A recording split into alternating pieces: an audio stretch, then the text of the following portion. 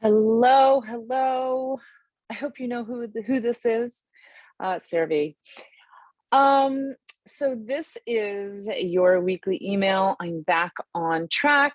I don't think I ever went off track, but I wasn't making videos because I was away, as you know.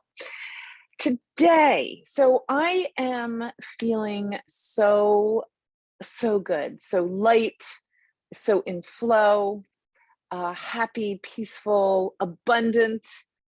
And I wanted to talk today about tools.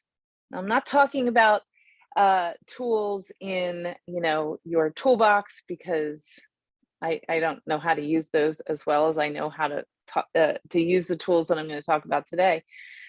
But I'm talking about tools. When we are on a spiritual awakening, when we are trying to change a habit, it can be the smallest habit, or it can be something that is life changing. I am in a really high ascension right now. Looks like I'm not wearing a shirt, but I am.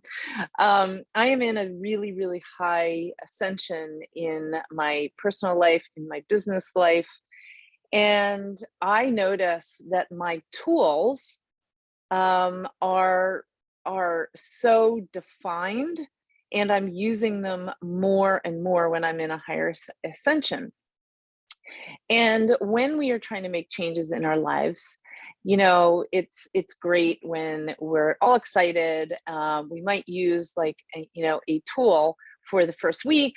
So exciting! Oh my God, this is so great! And then all of a sudden, we don't use them anymore, or we kind of fall off track, if you will, and kind of go back to wearing those kind of old slippers that never gets us anywhere. I see them as these, sometimes when, it's just so much more comfortable to put on those old sloppy slippers that have holes in the bottom, that smell, that don't have any shape to them, but they feel comfortable. And the whole idea of changing a habit, whether it is small, whether it's you're trying to drink more water, or whether you are in the place where I am, where you're changing actually the neural pathways in my brain. And one of the tools, and my personality is, when I do something, I do it 120%. I dive, every part of me goes into whatever it is that I'm doing. And I know that I am in this really high ascension, letting go of old scarcity mindset, the stories about that I'm unlovable, the stories that I was a failure. I want to always use it in the past tense. And I actually have to take the next step and use a tool that will help me in this ascension. And let's see. So this week has been like mind blowing, because on Monday, I've hired 2 new coaches, and these coaches are actually helping me let go of the energy that I believed was my identity. We have a story, we make a decision when we are very young, and we make a decision of who we're going to be by the family of origin and what people are telling us. And my whole identity was created by somebody else telling me who I should be, what I should do, how I should feel. So what I'm doing is I'm completely letting go of that energy, through my chakras. And this tool that I'm using now it's tapping, it's EFT, it's I don't know what the emotional something technique, I can't remember, but I don't want to spend my time thinking about what it means, but it's tapping. And on Monday, one of my coaches, we did 4 hours of tapping, not the whole time, but if you know anything about tapping, what it actually does is it releases the charge or the energy that we hold when we have, a trigger or a story or something that we haven't healed. So that's one of my major tools that I'm using. My other tool, which I just got off the phone with, was a 4-hour NLP. Now that is neuro-linguistic programming, and you're actually reprogramming what you believe was true about you. You know, this identity that whenever there is any kind of limitation, it is a negative story that you have just identified with. And oh my gosh, we did regressive therapy or timeline therapy, where we go back to when we decided to have, the belief about who we are. And so these are some of the tools that I'm using. Oh my gosh. So tools can be music. Music meaning, uplifting music. I was with my earphones. I was just listening to keeping my vibration up. So one of my tools is music, high vibration, things that make me feel good. Because remember, music is frequency, frequency is energy, and energy can help you shift wherever you are. If you're in a low mood or whatever, sometimes we don't want to just put music on and pretend it's not there, because your body is telling you that there is energy that is trying to pass, trying to come through you by a sensation that you're feeling in your body. So, but music really, really helps me depending on, what I'm feeling. Sometimes I wake up in the morning and I, have very soft, healing music on. Sometimes, when I'm cooking, I like, I never remember any of the names of singers, but, uplifting music. And that is a tool. Some of my, very first tools, as all of you know, or maybe you don't, if you've worked with me before, my very, very first tool is meditation. Complete changed, not just changed my life, but saved my life, because I started to recognize the stories that I was telling myself that was creating the emotion in my body, which was, I was very attached to shame, to guilt, to fear, all those beautiful emotions that we all experience, whether you've had a perfect childhood, which I was told by someone. So meditation was my first tool. Second tool, with my new book coming out in September, which all of you guys are going to be invited to my launch. I'm planning on having an online launch, and then I'm going to have a big party. So I can't wait for that. But the second tool that I used was Reiki. I was out in California,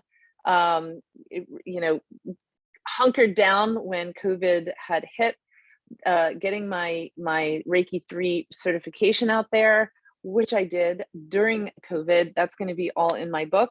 So that was a tool that I started to use on a daily basis. I still use it. I offer obviously energy healing sessions, which are now on my website, which I'll talk about in a second. So Reiki healing was a tool.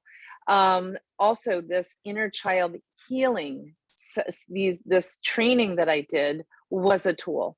It's all about healing ourselves, and I love this. So if you have a goal in mind, if there's something that you want to change, don't think of the absolute farthest, end result, because sometimes your brain is like, whoa, that's a little too scary. I know for me, I want to increase the amount of money that I'm making this year. So, but I don't think about the actual amount and what how am I ever going to get there? What I do is I envision myself taking the steps to get there. Like, what would a person wanting to increase their financial abundance, what would she do? Okay, she would get up in the morning, she would get her bed made, she would drink lots of water, she would go to the gym, she would, you know what I mean? So you take little steps, not just like, okay, well, I don't know what to do to earn that money. Whatever your goal is you don't think about the farthest end result. You think of the little step-by-step steps to get there. And we do that by, at least that's what I do. That's what I teach my no matter what women, is you take the steps to get there. You gotta do, no one's gonna do this work for you. If you really are committed to change your life, if you really are committed to live in the richness of life, whether it is a financial richness or just feeling happier or more peaceful in your life, you gotta do the steps every single day. If it's 5 minutes, great. If it's an hour, great. If it's 4 hours, 2 times a week, which I just did, great. Whatever it means. But even if you just do the littlest thing, like sitting for 5 minutes, okay, I'm going to do 5 minutes. I'm going to sit here, but I'm going to be consistent. And then I think the number one tool that I have benefited, like by far the best tool that I've ever used, is accountability, is having someone to hold me accountable that has gone through whatever it is that I am trying to get to. I don't want to go to some person who has never, that's why, my coaches are older, because they are the ones that have gone through it, that have experienced it. Everything that I teach my no matter what women, I have done it. I'm the guinea pig. I've done it. I have used tools. I know how to get there. And that is how I teach. I don't just read a book and then say, oh, try this one. No, I have experienced it. So accountability, having somebody hold you accountable that has already gone through whatever it is that you are trying to, wherever you're trying to get to, is such an important tool. And obviously taking inspired action. Oh my God, you can talk about all this. You can get caught up and attached in your story and tell people how terrible your life was and be that victim. Or you can take inspired action and do one thing. That's it. And tools are essential. I wish I knew how to use, well, I know how to use a hammer and a screwdriver, but the life tools that we all have available to us, but we get to make a choice whether or not we're going to use them on a consistent basis. I'm telling you right here, right now, experiencing or trying to change yourself and kind of doing it part-time, or doing it like once every couple of weeks, or doing something for a week and then stopping and then going back to your old path, it's not going to work.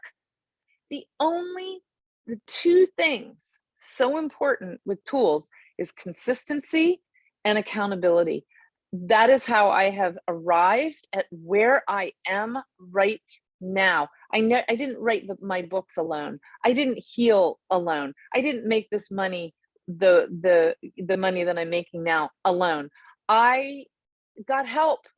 And so many people make this mistake that they think that they can do this work without tools. I mean, some people can do it with the tools by themselves. I haven't seen a huge amount of, long-term success. So I think that consistency and accountability is the best tool that you can use. So I would love to know, and if you reply to this email, you can let me know what is a tool either that you're using now or you would like to learn how to use. Because I just don't, I tried. I was one of those women who, was afraid to tell anybody that I needed help. So I did it on my own. I tried to do it on my own. I fell flat on my face. I used the wrong tools. I thought my tools were, over exercising, buying beautiful clothes. I still love clothes, but I buy them for a different reason now. I thought those were my tools. I thought, drinking a lot would help me because it would make me feel good for that moment. No, doesn't work at all. But the tools that I'm using now are getting me to I don't think there's ever a final destination, but it is getting me to the destination where I'm trying to get to now. So I would love to know, what is a tool that you use literally on a consistent basis? This is meaning every day, or, at least 5 times a week. What is a tool that you're using, or what is a tool that you would like to learn? And I just want you to know, I'm so thrilled. My website is all updated now, sarahvie.com, Sarah with an H. And I have all my tools that I have used to get to where I am now, all on my website, all available to you, super affordable.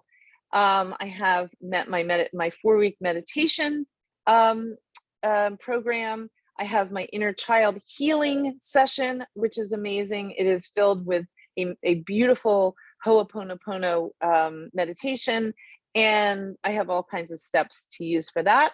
There's also an energy healing session.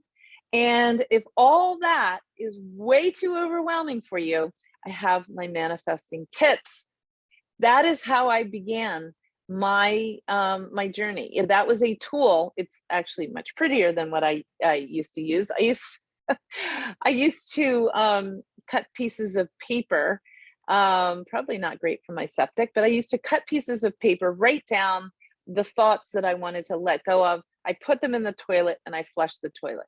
This is not a toilet. These are these beautiful little bowls that have dissolvable paper. And what it really is showing you how your thoughts really have no power over you when you can actually put them in water and they dissolve. So my manifesting kits, they're $22, and it's a tool to start your journey to where you want to get to. So I would love for you to check it out. And if you know anybody that could benefit from one of my tools, I would so appreciate you, sharing my email, sharing this email actually, or my website address, which is sarahv.com. So love to know what is in your toolbox. Let me know. Thanks so much. Bye-bye.